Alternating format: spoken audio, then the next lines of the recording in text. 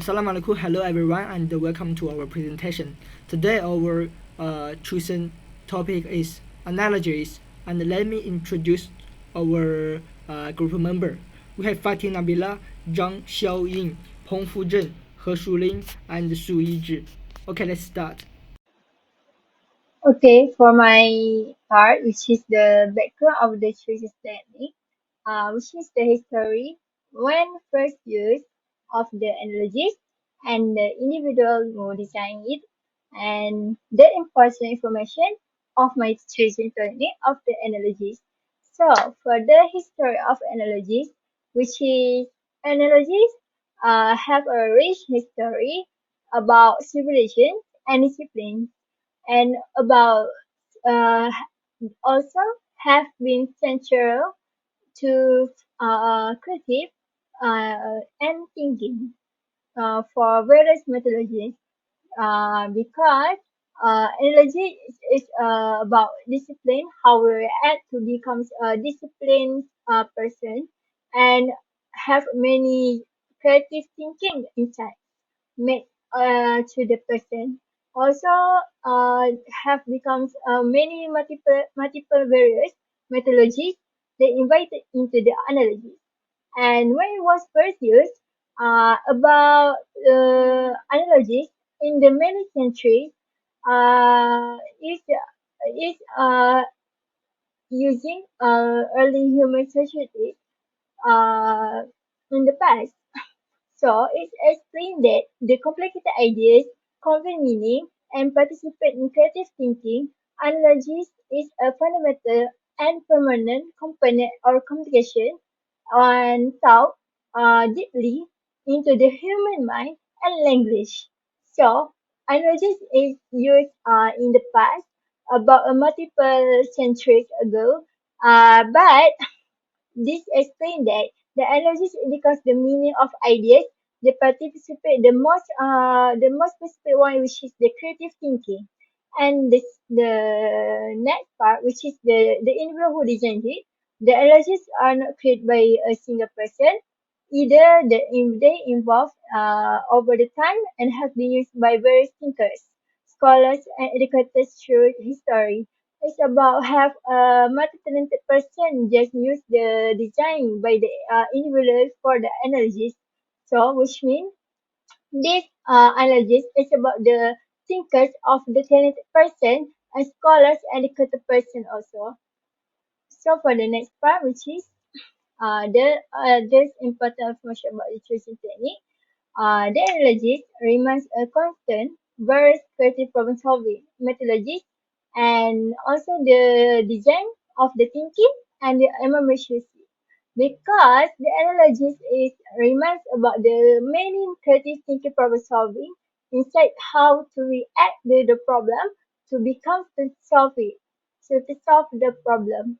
So this analysis it had they have the methodologies to be designed by thinking and by making to define that how to prove that to solve the problem.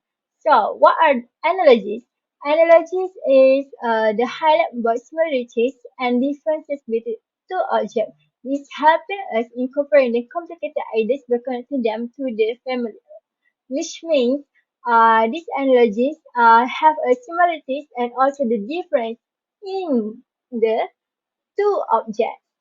Then the two objects are the analogies, the about similarities and differences that can help us to the complicated ideas that becomes in our mind by connecting them to the familiar things to solve the problem. So that's all for me. Thank you. But before I finish my work, I want to give a little summary about the analogies that I thought before. It's about we choose the analogies to become more disciplined and also how we add to the to solve the problem by the analogies. It helps us to connecting the complicated ideas to solve them to with analogies. That's why analogy is created by the multiple person to this talented problem solved by the analogist idea. Thank you.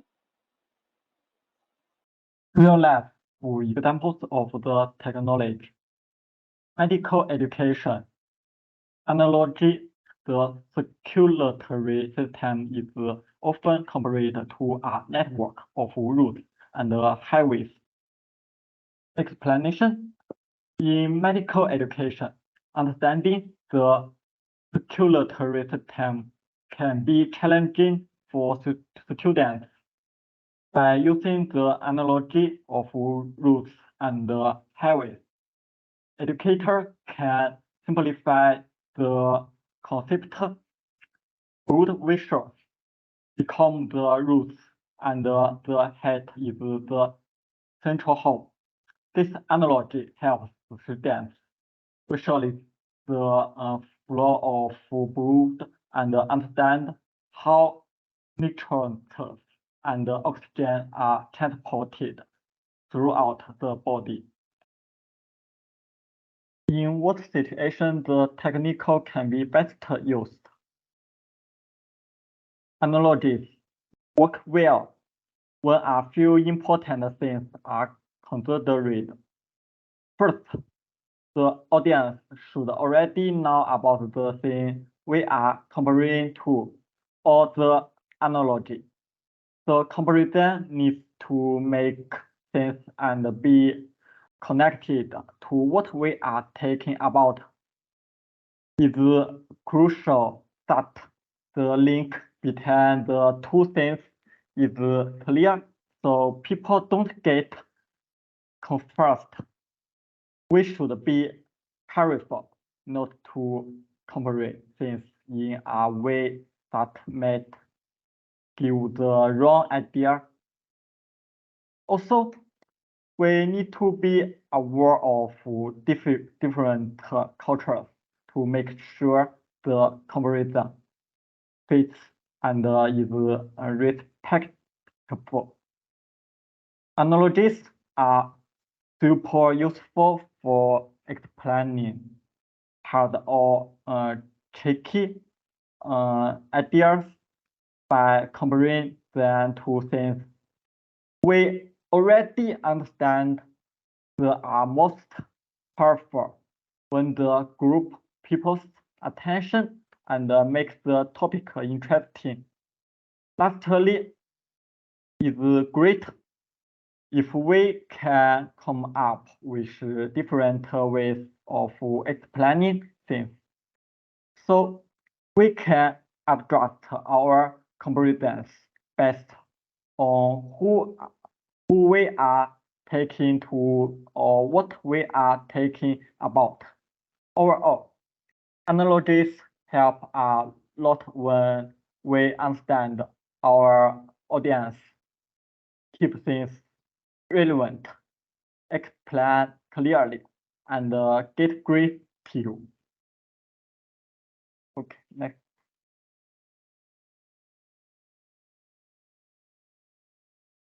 There is ample evidence that analogy can be employed as a powerful strategy for learning new concepts, transferring knowledge, and promoting higher-level thinking. Whether in life or in the workplace, people rely on analogies to comprehend change and find similarities in the unfamiliar. There are four advantages of chosen analogies: speed up reading comprehension, improves vocabulary skills, addresses higher-order thinking skills, develops verbal reasoning abilities. An analogy is a figure of speech that helps illustrate a point or describe a complex situation by comparing two essentially different things in terms of what they have in common. Analogy can be used in literary works such as poetry, novels, essays, etc., or it can also be used in daily life, such as to compare a person or thing.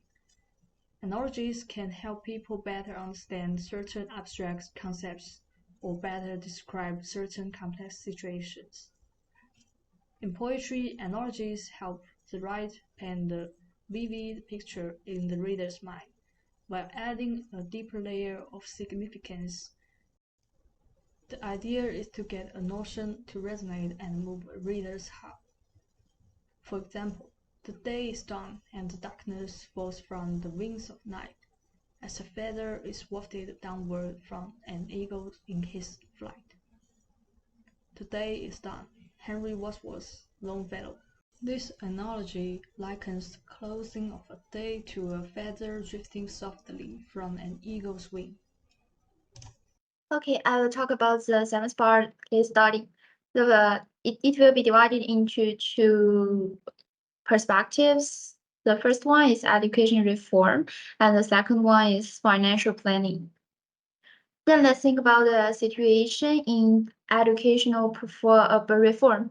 Education policies makers are discussing changes to curricula to better prepare students for the future. So that is a way to use and logic thinking. And then for this situation, the policymakers always might use analogy comparing education to build a house. A solid foundation is essential before adding more advanced layers, especially specific knowledge, emphasizing the importance of a well-rounded education. And then for the second part, financial planning. Let's think about a situation also.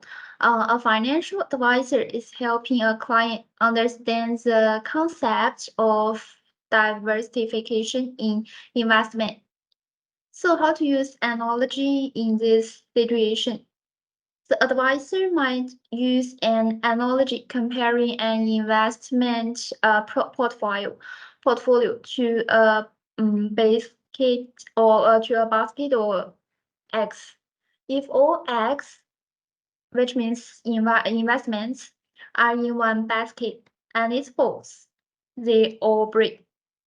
So they must diversify the eggs into different baskets, reducing the risk of losing everything if one basket or investment falls.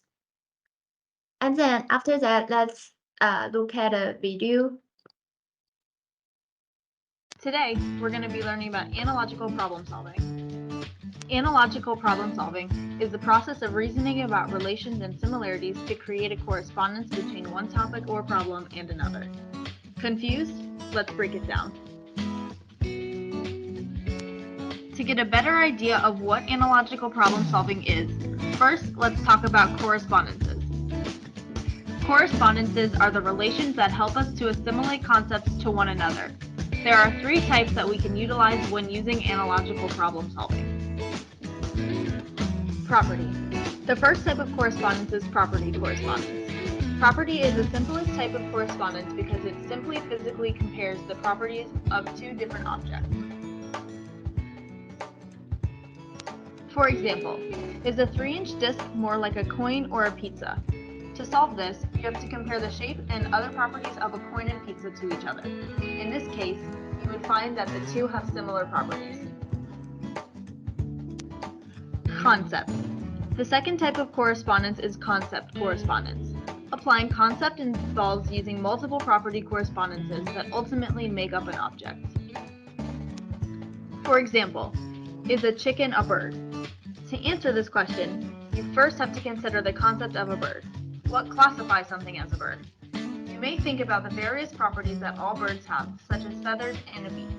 Now, you must compare these properties to those of a chicken to see if it can be classified as a bird. System. The third and final type of correspondence is the system correspondence. This correspondence is the most complicated and is a combination of both concept and property correspondences. For example, is the internal structure of an atom like the solar system? To think about this question, you first must ask yourself which components of the atom correspond to which components of a solar system. If you know a little bit about the two, you would probably compare the nucleus to the sun since they both lie in the center, and would relate the particles of the atoms to the planets. Secondly, you have to discover which properties of an atom correspond to which properties of the solar system. It may take some more time to figure this one out compared to the previous correspondence, but you would likely come to the conclusion that they both have an orbit, with the planet circling around the sun being analogously related to the cloud of electrons that surround an atom. We're specifically going to focus on how analogical reasoning is used during story analogy problem solving. For example, a story is presented describing circumstances, the problem, and its solution, and then a second story is presented describing the circumstances and the problem, but asks for the solution to the problem. Analogical problem solving uses analogies between the two stories to solve the second story's target problem. With that being said, there is a four-step process to analogical problem solving. Step 1. The first step of analogical problem solving is the representation of the story analogy and the target problem. During this step, the initial state and the end result is constructed using the descriptions given in the first problem. The second step is representation. During this step, representation of the first story is mapped onto the problem of the second story. Mapping begins with the detection of similar relations in the two stories. Using the same correspondences that we talked about earlier, property, concept, and system, the same mapping pattern is followed throughout the rest of the second problem. Each part of the original story can be compared to the second story using correspondences during the mapping process.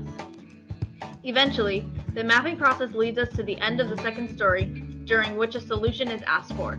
The mapping process has guided us to the end of the story and can be used to come up with the solution. The solution to the second problem will correlate to the solution of the original problem. For example, an Easter bunny with a blanket must find a way to deliver his eggs over a river without getting them wet. To do this, he rolls his blanket into a tube and puts his eggs through, in which they roll safely onto the other side. Imagine that there is a worker on a platform of a building that is under construction. A co-worker on a separate platform a few meters away tells him that he needs nails, which the first worker has. The first worker only has nails and a tape measure at his disposal, and due to the wind, the builder cannot risk throwing the nails to the other. How can he get the nails safely to the other platform? Much like the bunny problem, the worker uses the measuring tape at the bridge to roll the nails to the other worker. We're able to make a connection between the two stories with the eggs across the river and the nails across the measuring tape. Easy, right? To sum it all up, analogical problem solving uses the process of reasoning about relations and similarities to create a correspondence between one topic and another. Thanks for watching! Created using Powtoon. Okay, then that's all my part. Let's pass to my group members. Okay, now it's my turn to continue with the last part. William Gordon began to use analogy as an effective method for creative problem solving in his book Synetics, The Development of Creative Capacity, and he proposed a total of 4 analogies, and they are direct analogy, symbolic analogy, personal analogy, and also fantastic analogy. And the analogy technique was presented as an independent conception by Edward de Bono in his book Lateral Thinking in 1917. Nowadays, the analogy technique is based on the identifying typical features of meaning problem, finding objectives, situations, or place which also have these features, and uses them as a mental uh, stimuli to solve main problem. And in the broad sense, the method is the application of useful knowledge, techniques, technologies, or facts from one field to another. And to use analogy techniques is to make an implied comparison between two things, processes, or fields that are essentially dissimilar but showing through the analogy to have some similarity. And in conclusion, analogies are a strong thinking tools and they connect different ideas and or situations to help understand and also solve problems or share thoughts. And by highlighting similarities between the familiar and the unfamiliar, analogies provides a fresh perspective for fostering creative and innovation. And this cognitive tool is valuable in various fields, from problem solving and also decision making to communication and education. However, it is important to use analogy carefully and think about this situation and and making sure they improve understanding instead of causing confusion. And when used well, analogies are a flexible and helpful way to boost critical thinking and also problem solving. Okay, then here are we list down the references we used for this presentation. And thanks for your time to listening.